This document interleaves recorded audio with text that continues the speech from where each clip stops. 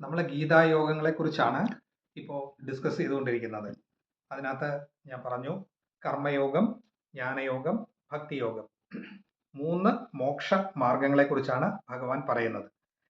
കർമ്മയോഗത്തിൽ മുന്നേറുന്ന വ്യക്തിയെ കർമ്മയോഗി എന്നും, ജ്ഞാനയോഗത്തിലൂടെ മുന്നേറുന്ന വ്യക്തിയെ ജ്ഞാനയോഗി എന്നും, ഭക്തിയോഗത്തിലൂടെ മുന്നേറുന്ന വ്യക്തിയെ ഭക്തിയോഗി എന്നും പറയും. നമ്മൾക്ക് 3 വിഭാഗത്തിൽപ്പെട്ട യോഗിമാർക്കും ഉദാഹരണം നമുക്ക് ചൂണ്ടിക്കാണിക്കാൻ സാധിക്കും. ഒരു നല്ല കർമ്മയോഗിയായിരുന്നു സ്വാമി വിവേകാനന്ദൻ. അതുപോലെ നല്ലൊരു ജ്ഞാന യോഗിയായിരുന്നു ചിന്മയാനന്ദ സ്വാമികൾ. അതുപോലെ നല്ലൊരു ഭക്തിയോഗിയായിരുന്നു എൻ്റെ ആചാര്യ ശ്രീല പ്രഭുപാദ AC ഭക്തി വേദാന്ത സ്വാമി പ്രഭുപാദർ. അദ്ദേഹമാണ് ഇസ്കോണിന്റെ ഫൗണ്ടർ ആചാര്യ എന്ന് പറയുന്നത്. ISKCON, international society for Krishna consciousness, ഇതിന്റെ സ്ഥാപനം ആസ്ഥാന രജിസ്ട്രേഡ് ഓഫീസ് എന്ന് പറയുന്നത് അമേരിക്കയിലാണ്.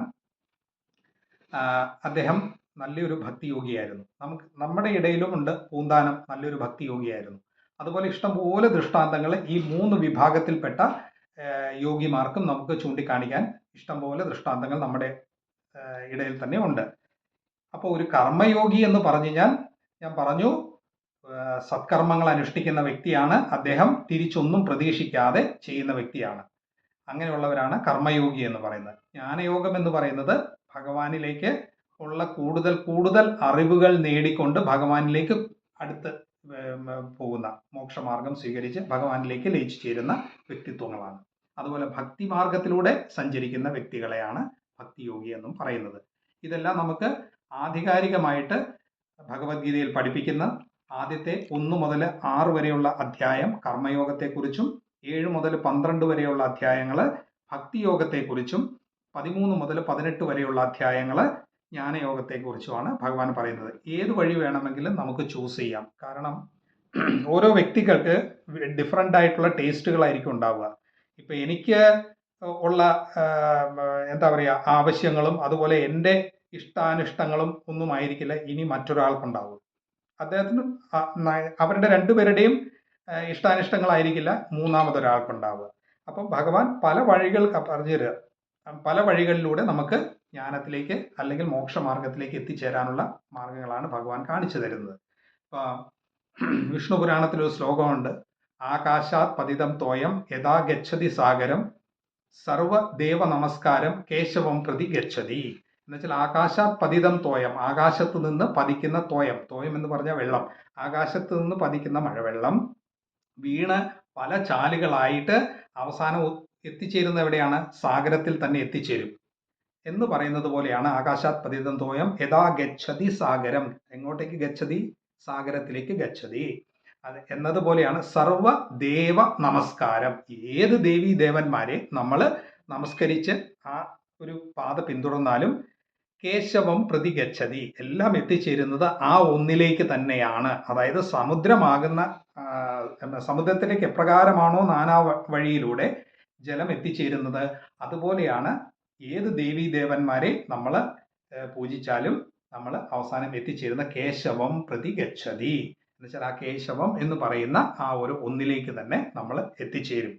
അപ്പൊ എന്തിനാണ് ഈ പല മോക്ഷമാർഗങ്ങൾ? നമുക്ക് മോക്ഷങ്ങൾ തന്നെ എത്രയുണ്ടെന്ന് നമ്മൾ അറിഞ്ഞിരിക്കണം. പല മോക്ഷങ്ങളുണ്ട്. മോക്ഷങ്ങൾ എന്ന് പറഞ്ഞു കഴിഞ്ഞാല് സാലോക്യ, സാമീപ്യ, സാരൂപ്യ, സായുജ്യ, സാഷ്ടി എന്ന് പറയുന്ന 5 രീതിയിലുള്ള മോക്ഷങ്ങളുണ്ട്.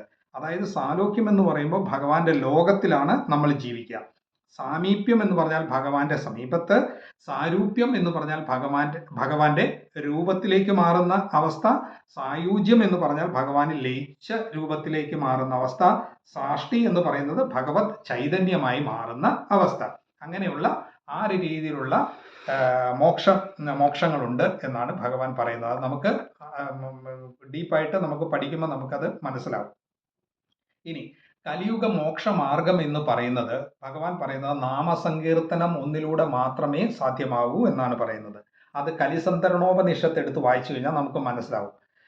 കലിസന്ധരണോപനിഷത്തിലെ ഏക മന്ത്രം എന്ന് പറയുന്നത്, അതിനകത്ത് ഒരേ ഒരു മന്ത്രമേ ഉള്ളൂ. അത് ഹരേ രാമ രാമ രാമ ഹരേ ഹരേ, ഹരേ കൃഷ്ണ കൃഷ്ണ കൃഷ്ണ ഹരേ ഹരേ. ഈ ഒരൊറ്റ മന്ത്രം മാത്രമേ കലിസന്ധരണോപനിഷത്തില് പറയുന്നുള്ളൂ. അത് കലിയുഗത്തിന് വേണ്ടിയിട്ടുള്ള നാമസങ്കീർത്തനമാണ് എന്നാണ് നാരദൻ പറയുന്നത്. നാരദീയ പുരാണത്തില് 3-ാം അധ്യായത്തിലെ 126-ാമത്തെ ശ്ലോകവും നമുക്ക് ശ്രദ്ധിച്ചു കഴിഞ്ഞാൽ നമുക്ക് മനസ്സിലാക്കാം. അതിനകത്ത് ബ്രഹ്മാവിനോട് ചോദിച്ച തൻ്റെ പുത്രനായ നാരദന് ബ്രഹ്മാവ് കൊടുക്കുന്ന ഉപദേശത്തിൽ, അതായത് ബ്രഹ്മാവ് ചെന്നിട്ട്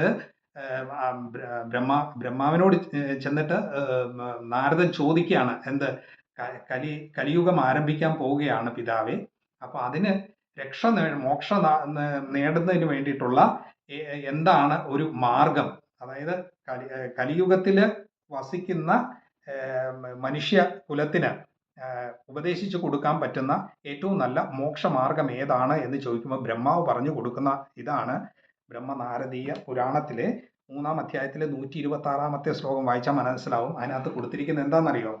ഹരേർനാമ ഹരേർനാമ ഹരേർനാമ കേവലം കലൗ നാസ്തൈവ നാസ്തൈവ നാസ്തൈവ ഗതി അന്യഥ. ഇത് തന്നെ ശ്രീ ചൈതന്യ ചരിതാമൃതത്തിലെ ആദിലീലയിലെ 17-ാമത്തെ അധ്യായത്തിലെ 21-ാമത്തെ ശ്ലോകത്തിലും മധ്യലീലയിലെ 6-ാം അധ്യായത്തിലെ 242-ാമത്തെ ശ്ലോകത്തിലും ശ്രീ ചൈതന്യ മഹാപ്രഭു എടുത്ത് പറഞ്ഞിട്ടുണ്ട്. അതേതാണ്? ഹരേർനാമ ഹരേർനാമ ഹരേർനാമ കേവലം കലൗ എന്ന് പറഞ്ഞ കലിയുഗമാണ്. കലൗ നാസ്തൈവ നാസ്തൈവ നാസ്തൈവ ഗതി അന്യഥ, വേറെ ഒരു ഗതിയും ഇല്ല എന്ന് തന്നെയാണ് അതിനകത്ത് പറഞ്ഞിരിക്കുന്നത്. ഇനി നമ്മൾ ഇതിവിടെ നിർത്താണ്. ചില ടൈമിൻ്റെ ഒരു പ്രശ്നമുണ്ട്. അതുകൊണ്ട് ഇതിൻ്റെ തുടർന്നുള്ള ഭാഗം അടുത്ത പാർട്ടിൽ നമ്മൾ പ്രക്ഷേപണം ചെയ്യുന്നതാണ്.